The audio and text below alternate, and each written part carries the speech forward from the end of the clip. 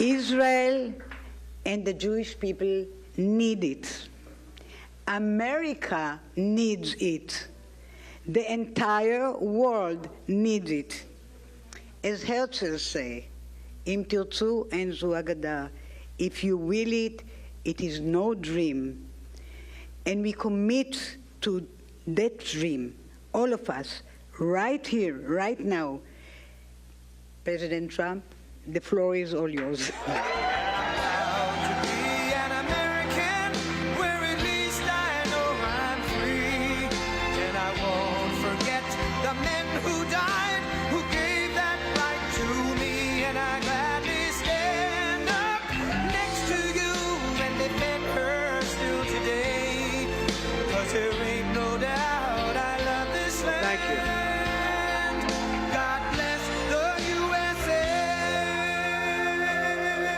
Thank you very much. This is very nice.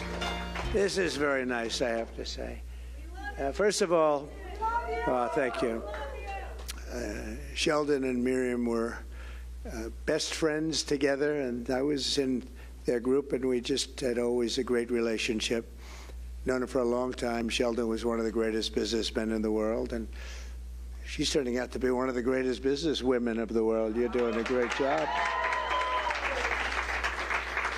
But I really, I have to say, Miriam, I watched Sheldon sitting so proud in the White House when we gave Miriam the Presidential Medal of Freedom. That's the highest award you can get as a civilian. It's the equivalent of the Congressional Medal of Honor, but civilian version. It's actually much better because everyone gets the Congressional Medal of Honor. That's soldiers. They're either in very bad shape because they've been hit so many times by bullets, or they're dead. She gets it, and she's a healthy, beautiful woman. It's right. And they're rated equal. But she got the Presidential Medal of Freedom, and she got it and that's through committees and everything else. She's done an incredible job on addiction as a doctor and so many other things. And I watched her husband sitting at the White House, and he was so proud. I've never seen him so proud. He didn't like to show it because he was cool, right? But he was so proud of you. And they had a great love affair. They were just an incredible couple. I don't see too many of them nowadays. I see them on occasion, but she was great. But I just want to thank you for being here and doing it. It's an honor, and you've been my friend, and I appreciate it. Thank you. And thanks as well. This is a great group. I recognize so many of you and are friends with so many of you, and it's a very powerful group. I didn't want to explain that to Miriam until she finished speaking. I didn't want to do anything to intimidate her, but she can't be intimidated, so it wouldn't matter. But it is a powerful group and a powerful television group, too.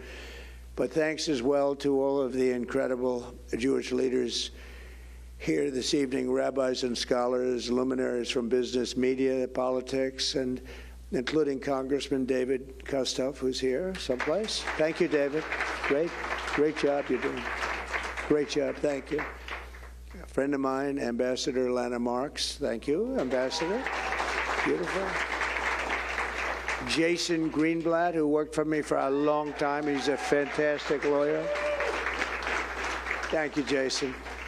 Former CEO of U.S. International Development Finance Corporation, Adam Bowler, who has been fantastic. Where's Adam? Is he here?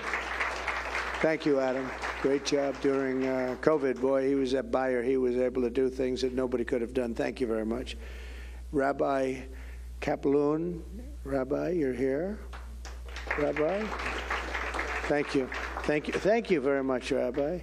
Very good-looking Rabbi.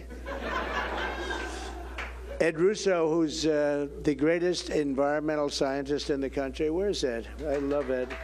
Ed Russo, he got me all of these permits I had to get so many permits. They said you couldn't get them, and he got them.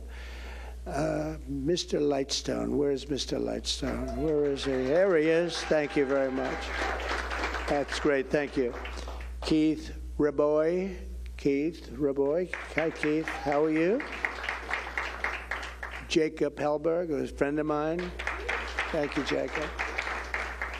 A person I watch on television all the time. I'm not supposed to say this. Usually it's the end of your career, but she's beautiful. Elizabeth Pipko. That's the end of my career as a politician. It's true. Thank you. You do a great job on television defending all of the things that are going on. And thank you. Great job you do. And so many others are here that are just incredible people that I recognize and know. We're also deeply honored to be joined by 95-year-old Auschwitz survivor, Jerry Wartsky. Jerry, thank you. Oh, you look good. Look at you. You look good. Wow. Thank you, Jerry. Thank you very much. Friend of mine's here. Ziggy, where are you, Ziggy? What a person. And Mr. Ziggy, he knows himself. But that's some couple. They're friends, and they've been... but he's better because he has to put up with her, and he does it brilliantly. You need a strong man to put up with her. But she's an incredible, actually, truly an incredible woman. As we gather tonight, the Jewish community in the state of Israel are in greater danger than at any time since the Holocaust, greatest I've ever seen. I can't even believe it. At this very moment, the bloodthirsty Iranian regime is reportedly preparing a large-scale assault on Israeli territory. Who would believe this? As Hamas wages a savage war in the south, Hezbollah menaces the north, and the Houthi terrorists attack at sea. In Europe, the streets of Paris, London, and Brussels are overrun by mobs of Hamas supporters changing their jihad slogans in the heart of the Western capital. And in America, the evil anti-Semitism is rampaging all throughout our cities. The Democrat Party, our left-wing media institutions, a certain candidate for the President of the United States, which is hard to believe, and our colleges and universities, they're going loco. They've gone loco. Something's wrong with them. Never seen this. I never thought this could happen. Do you know, just to get off for a second, years ago, my father was a big supporter of Jewish people and Israel. He's not Jewish. He wasn't Jewish, but he was a great friend of a lot of Jewish people. And if you said, let's say 15 years ago, maybe not even that long, anything bad about Israel or Jewish people, you were finished as a politician, right? You were finished. You wouldn't do that, Congressman. You wouldn't do it anyway, but nobody would do it. The most powerful lobby in this country, by far, was Israel and Jewish people. Today, it's almost like, what happened? What happened? What happened to Schumer? What happened to all these people? Schumer's like a Palestinian, right? It's a Palestinian. You got to remember that, though. It's, it's shocking because I grew up where Israel was, was supported. My father was a builder in Brooklyn, and a lot of Jewish people. That's all he knew. That's all I knew, essentially. But we knew Jewish people, and they were great people. And we'd go to many events. I'd go with him, and it was great. The card calling, we would card, the card callers. We had a man, Harry Waxman. He was a brilliant card caller. What do you mean you're only going to give $100,000? You got to give $1 million. You'd be embarrassed, and he'd say, all right, I'll give $1 million, right? He was the best of all the card callers. But we would go, and Federation and all the different events. But the power, Miriam, of this lobby, this powerful, and it was for good, not for bad, of being Jewish and of Israel. And unfortunately, they're not necessarily the same, because you have Jewish people living in New York who really don't support. You look at the New York Times, and they do not support Israel, and I don't think they support Jewish people, you want to know the truth. And you wonder where it all came from. But why did it come? And they have to get together. They have to be strong. Because it's never been under attack like this. It's never been under siege like this. But 15 years ago, it was the absolute most powerful. You couldn't have an AOC +3. They wouldn't have a chance of being elected anywhere. And today you have AOC and some of these people, and they're pretty violent, and they hate Israel, and they hate Jewish people. And you're going to end up winning because you're going to have the president, okay? So you're going to end up winning, but you do have people, and it's amazing. The radical Marxist left and the sympathizers of the radical Islamic terror, who Democrats have imported from all over the world, have united around their hatred of America and their hatred for Israel. They have hatred. The toxic poison of anti-Semitism now courses through the veins of radical Democrat Party. I mean, this is a radical group of people. I never thought I'd see that either. They have gone crazy. And instead of expunging this hatred, Kamala Harris is pandering to it. He wouldn't even meet Bibi. He wouldn't talk to him, didn't want to talk to him, didn't want to mention. When they finally were forced to meet, she wouldn't be there. She wouldn't be in Congress, and they were forced to meet. It was like she couldn't stay. She just wanted to get out of the room. You can't have that. She'll let it go. She'll let Israel go. We're here tonight because we believe that this vicious outbreak of militant anti-Semitism is very militant, must be given no quarter, no safe harbor, no place in a civilized society. We must reject it in our schools, reject it in our foreign policy, reject it in our immigration system, and reject it at the ballot box this November. You know, Jewish people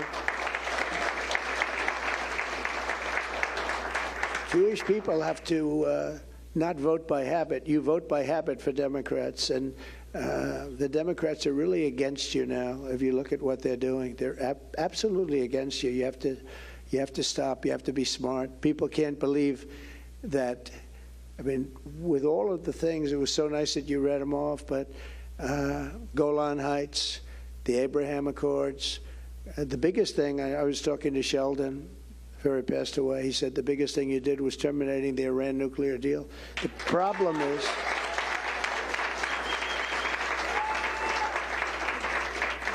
and then, of course, Jerusalem and the embassy and the capital of Israel. But the Iran nuclear deal was the biggest thing. The problem is this administration did nothing with it. Iran was broke. They were broke. Nobody could do business with them. I said, anybody that does business with them, meaning oil, it's all about oil. Oil is the big money.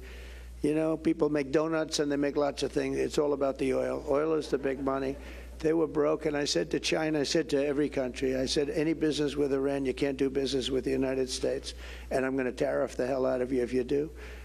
And nobody did business. They all believed me 100%. President Xi, all of them. And, you know, they had no money, and they had no money for Hamas. They had no money for Hezbollah. They had no money for anyone. You read this toward the end of my term, and nobody had money to do anything. October 7th never would have happened. And then you see in the last 3.5 years, they have $300 billion right now. $300 billion. They're a really rich nation. And because we made the mistake, that was Bush, of attacking Iraq and blowing it out. You know, for thousands of years, they were enemies. They were natural enemies under different names, but they were the same size. They were the same power, thousands of years. And we wiped out one of them in about 2 weeks. And the other one, well, we wiped out Iraq. The other one took over Iraq because basically it's a subsidiary of Iran. It's also got tremendous wealth. It's got $250 billion. So Iran has $550, $600 billion that they made all during the 3.5 years of these two people. And it's hard to believe, but they're a very rich country now, and they're trying to develop nuclear weapons, and not trying. They're very close to getting it. And once they have it, it's you better have the right president. Once they have it, it's going to be very tough negotiating. It's one thing negotiating when they don't have nuclear weapons. It's another thing negotiating when they do, I can tell you, because I did a good job with North Korea. But it's much more difficult, like from a different planet. As our close ally confronts a savage terrorist enemy, hell-bent on extremism, really, and the extermination of the Jewish state, which is what they want. It says it all the time. We will totally eradicate Israel. They say that. The leaders of Iran say it, and others in the Middle East say it. We must stand with our friend and partner, the State of Israel. We will, strongly.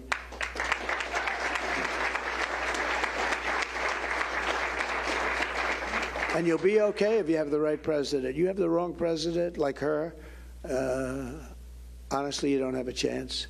When you look at the odds, when you look at the map, a map of the Middle East, Israel is a tiny little spot compared to these giant land masses. It's really a tiny spot. I actually said, is there any way of getting more? It's so tiny. It just doesn't look. It's amazing how it can defend itself. But, you know, when you look at Iran and you watch their armies today, I was watching their armies, they have hundreds of thousands of people. It's big, it's very big. And we gave it much more power by, I told them on Iraq, I said, don't go into Iraq and don't bomb it, but if you're going to do it, keep the oil. Well, we did it, and we didn't keep the oil. It used to be in the old days, to the victor belonged the spoils. We don't do that. We go and bomb people and leave, and nobody knows what happened. What did we do? Like Afghanistan, the most embarrassing day in the history of our country was Afghanistan. We gave them $85 billion worth of equipment, lost 13 soldiers, but also 47 soldiers were obliterated. No legs, no arms, the face. And such stupid people, that would have never happened. None of that would have ever happened. We wouldn't have inflation. We wouldn't have had the Israeli attack. We wouldn't have the Russian attack on Ukraine. None of it would have happened if we didn't have a bad election, even though we got 12 million more votes than we did before. You know, we got many more votes than we did. We did much better in 2020 than we did in 2016. But all of that took place in a short period of time. But we must declare that without hesitation that what happened to Paris and happened to London, have you seen what's going on? And what happened to Europe will never happen here. But it is happening. It is happening. They say that going to the Democrat convention next week are going to be hundreds of thousands of people that are opposed to Israel. It's their big problem. That's their thing. And not even believable, but hundreds of thousands they're projecting right now, hundreds of thousands. That's a lot. We will not let a jihad. There will be no jihad coming to America under Trump. I can tell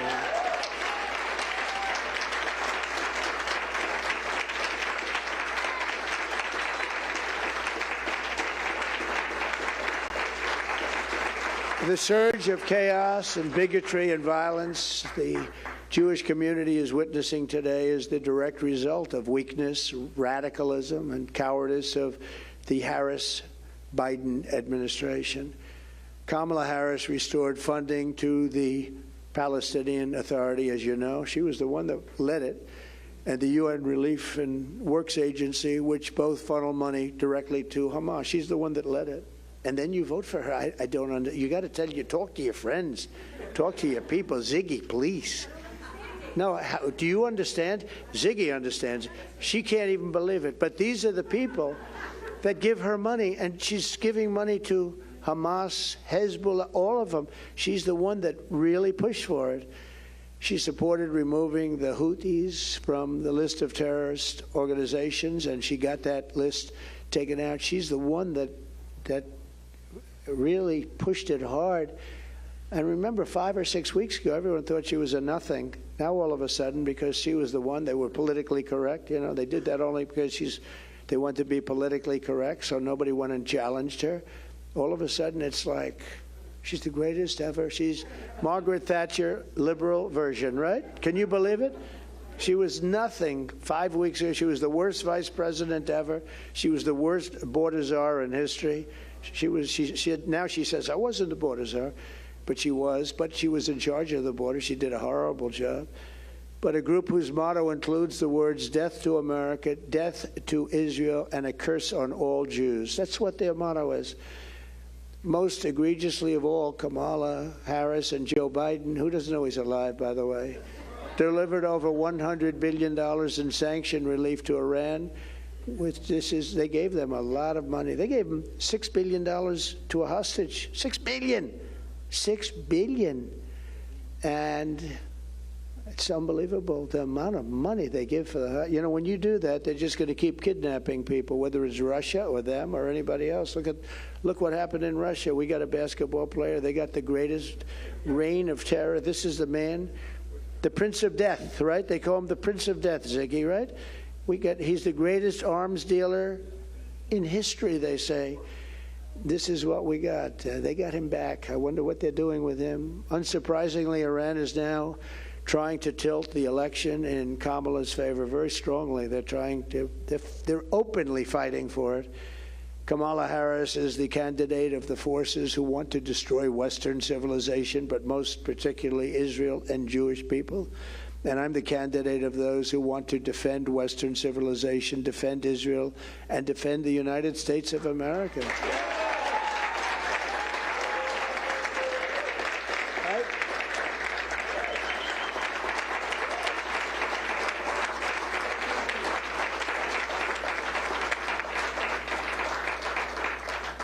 Kamala, I really don't call her Harris because nobody knows who Harris is. You say to people, Harris, who the hell is Harris? Isn't it a weird deal? Nobody knows. Even me, I'm saying Harris. I'm saying, who is that?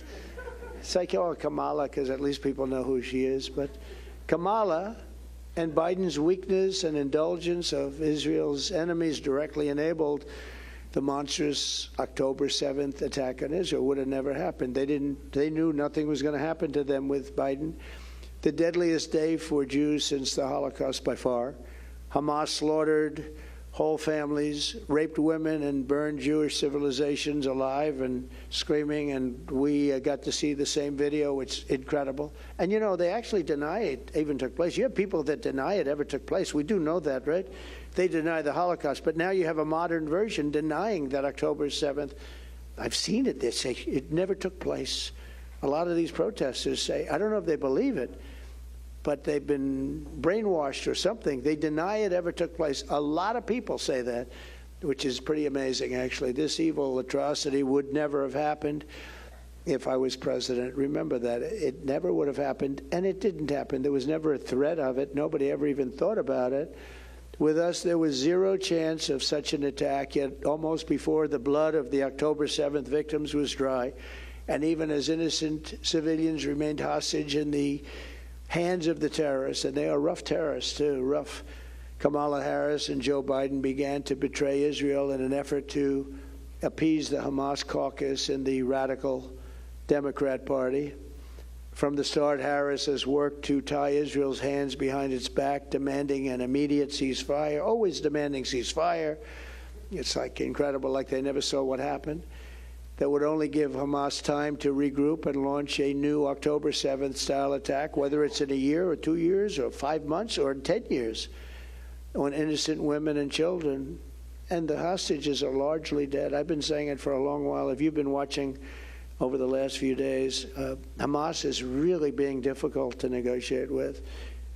And the reason is they're dead. Not all, but almost all, a lot.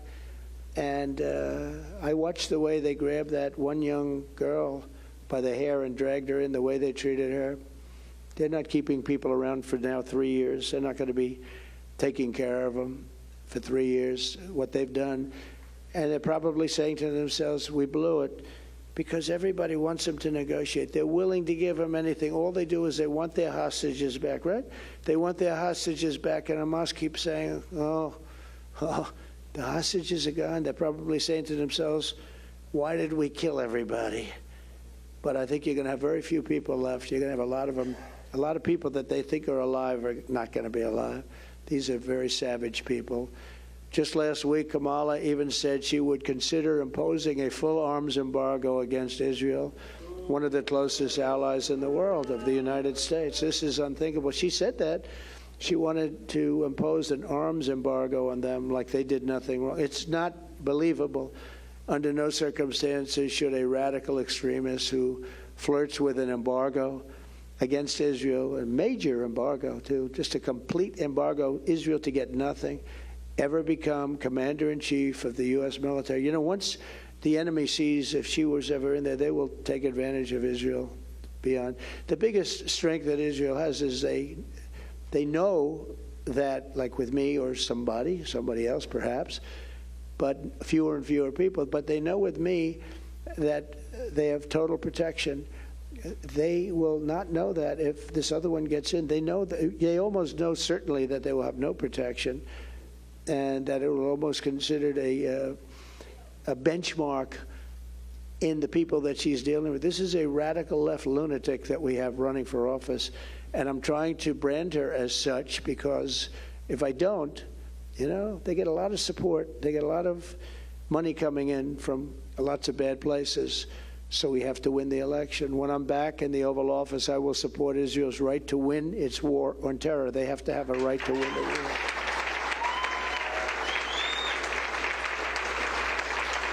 Thank you. And I will give Israel the support that it needs to win, but I do want them to win fast. Wouldn't it be nice if they could win fast? And we have to let them win fast. We will restore stability and peace to the Middle East, and we will be sure that it will be peace through strength. You know, we had peace through strength. We had, as you know, Viktor Orban, who's the Prime Minister of Hungary, a very strong person. And they asked him a few months ago, why is it that the world is breaking out? You have October 7th, you have Israel, you have Russia. The whole Middle East looks like it's going to blow up. Europe looks like it's going to blow up. The whole world is going to blow up, and China is flying its bombers all over Taiwan. And he said, it's very simple. President Trump is not there. The only way we're going to solve it is President Trump has to be there. Now, he said something that I wouldn't say. He said they were petrified. They were scared of President Trump. They didn't know what the hell he was going to do. They're not afraid of anybody else. So I wouldn't use that word, but they did have respect for me. I knew them all, and they're tough, and they're sharp, and they're at the top of their game, unlike our people. They're at the top of their game. But it was something that he said. He said that would never happen if Trump were there. They said, how would you solve the problem? He said, if President Trump wins the election, it'll all be solved very quickly. It's true. I feel it's true. I mean, I know what we're doing. To our enemies around the world, we want our hostages back, and they better be back before I assume office.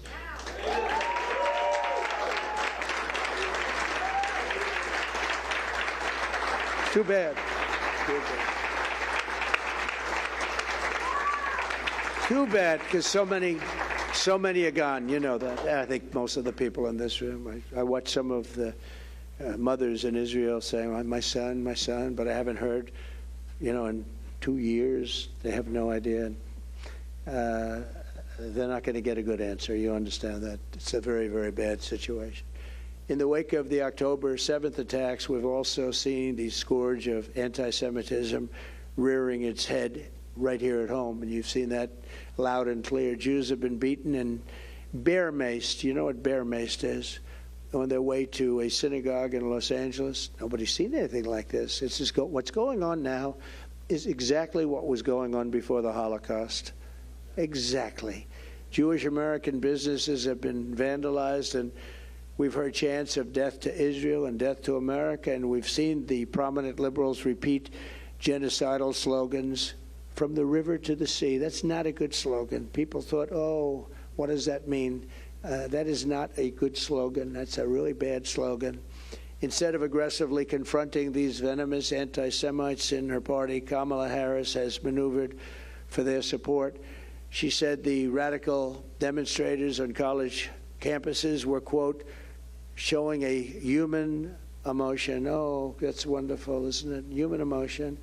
When a mob of terror supporters in Washington, D.C. tore down the American flag in front of the Union Station last month, set it on fire, and hoisted the Palestinian flag while assaulting police officers and spray painting magnificent works of art, saying Hamas is coming. On a public monument, the Harris-Biden administration dropped all charges against almost every single one of them. I think every single one, but almost every single one of them. When you spray paint over these magnificent works of art, and you spray paint red paint on limestone, it never. What I was best at is building. When you hit limestone, it's very porous stone, beautiful stone, but very porous. You'll see that in 100 years. You're going to see that. It goes deep into it. You're never going to take it out. And nothing happened to them. Kamala has long embraced the extremists in her party because she's one of them. She's an extremist, not a smart one. She's not a smart person, but she's an extremist. She defended the infamous anti-Semite Ilhan Omar, beautiful person, and fought to keep her on the powerful Foreign Affairs Committee. I mean, she's on the Foreign Affairs Committee, all these other guys are afraid to act because of it. When a college student accused Israel of ethnic genocide, Kamala said that she was glad that the student made that comment. She was very happy that she actually said this. Now, she'll be denying everything, although I don't think she will, because they do have big numbers. They probably have bigger numbers than you have, we have. Likewise, her running mate, Tim Walz, he's worse. He's bad, not as bad as her, has praised a Hitler-supporting radical Muslim imam named Azad Zemin, calling him a master teacher. He's a master teacher. He knew him for a long time. He's a master teacher. If Kamala Harris and Tim Walz are elected, the radical left flag burners and Hamas sympathizers will not just be causing chaos on our streets, they'll be running U.S. foreign policy in the White House, and Israel will be gone. It will be gone. I never thought I'd say that a year ago, even 2 years ago. I never thought I'd say it. But Israel will be gone, I believe. And remember, everything Trump said was right. Do you ever see the sign? Everything I said was right. I actually think it's true. It's common sense. You know, we have the party of common sense, right? We have you talk about it. It's the party of common sense. It's going to be gone. These people hate Israel. They assume they hate Jewish people, but they hate Israel. And I think it will be gone. It's very fragile right now. You know, they're fighting on now 3 fronts. It started off on one front, but they don't have enough people to fight on all 3. And then you see these vast army of millions of people with hundreds of billions of dollars of cash in the bank, and they go out and hire soldiers of fortune on top of everyone they have. You can't fight that very easily. We must not let any of that happen. You must vote this November. If Kamala wins, terrorist armies will wage an unceasing war to drive Jews out of the Holy Land. They will do that. Iran and its proxies will spread bloodshed and death all around the globe. And as she continues to set the world on fire, and I understand her well, I've seen her well, I've studied her now, I have to study her, because unfortunately, by winning the debate so decisively, he got out. A friend of mine said, "You did a horrible job." What? He said, "Well, actually, you did so well that there's no way he's going to be able to survive that shellacking." And I said, I called him up last week. I said, "You are right. But we should do just as well against this one, and better maybe in certain ways, because, we have to define her. We have to let people know. You have to let people know, because she failed her bar exams immediately. Maybe, did anybody in the room fail their bar exam? I know Jason did. Jason Greenblatt did. I know that. But Kamala Harris will support unlimited migration from terrorist hotbeds into the United States. When I'm president, we will deport the foreign jihad sympathizers, and we will deport them very quickly, and Hamas supporters will be gone. If you hate America, if you want to eliminate Israel, then we don't want you in our country. We really don't want you in our country. I will ban refugee settlements from terror-infested areas like the Gaza Strip, and we will arrest the pro-Hamas thugs who vandalize federal property and make really life very, very difficult in this country for a lot of people. I will put every single college president on notice, and we just lost another one today from Columbia. How weak, how pathetic are these people? How weak are they? Can you imagine these people running these colleges, and they're afraid to say anything even slightly negative to these groups that want death? The American taxpayer will not subsidize the creation of terrorist sympathizers on American soil. It won't happen. Colleges will end the anti-Semitic propaganda, or they will lose their accreditation and every single last penny of federal support.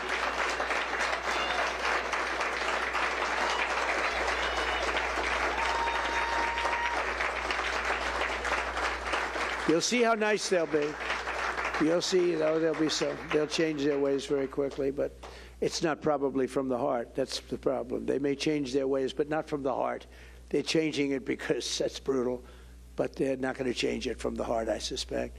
As your president, I will once again stand with the state of Israel. I will protect American Jewish community. I will put America first. I will keep America safe. And I will defend Judeo-Christian civilization from the barbarian savages and the left-wing extremists who want to destroy it. Together, we will confront the forces of anti-Semitism, and we will win, win, win. Thank you, God bless you, and God bless America. Save Israel, right? Save Israel. Thank you.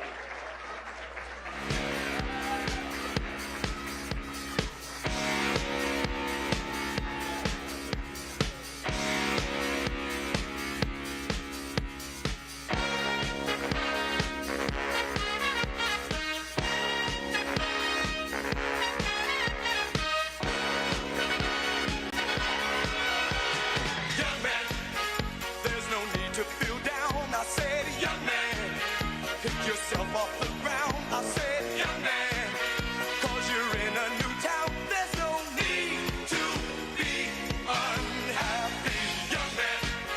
There's a place you can go. I said, young man, when you're short on your dough, you can stay there, and I'm sure you will